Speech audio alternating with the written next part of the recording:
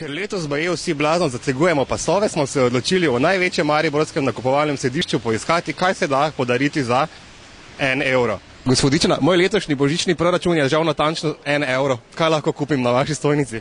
Zdaj kako svečko za 1 evro, take barvne, ali pa za 50 centov trikotnike.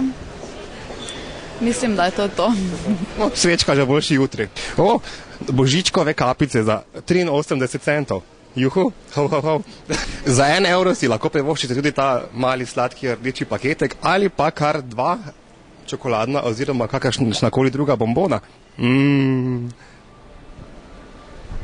Razpolago imam točno 1 evro in bi si rad privoščil skodelico čaja. Je to izvedljivo? Seveda je izvedljivo. Dobite za 1 evro oziroma še manj dobite 5 dek mate čaja. Ga lahko malo pogledamo. V bistvu je zelo zdravilen čaj, prihaja iz Južne Amerike, manjša tek, pomaga pri holesterolu, tudi za odpornost je zelo dober, tako da mislim, da za manj kot 1 evro je to vredo kupčija. Zveni dobro, še kaj? Ja, lahko še dobimo 10 dek kandiranega sladkorja. To tudi ni 1 evro, ampak je 60 centov ali pa 2 sladkorni palčki, ki pa nam jih je že žal zmanjkalo. Kaj se da tukaj kupiti za 1 evro? Ogromno.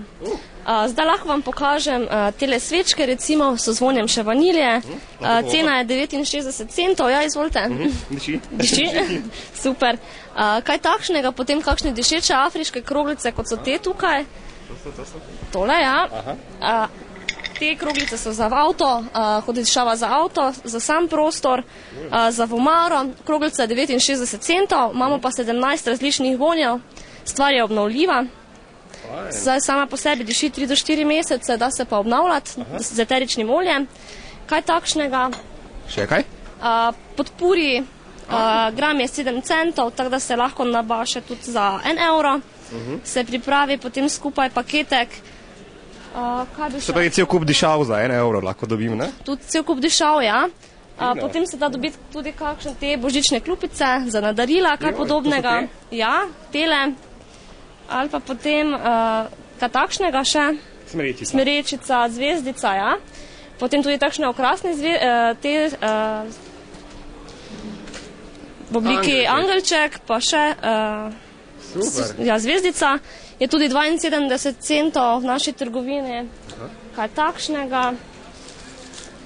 Potem to je evro, pa 70 centov, to je že malo preveč za vaš žep. To bomo vzeli kredit, nažalost. Ja, to bo že preveč za vaš žep. Potem kakšne te spunkice še, tudi za darila se lahko uporabijo na ta način. Je 49 centov ena, to pomeni, da dobite 2 metuljčki, ja. Metuljčki, rožice, ogromno se najde.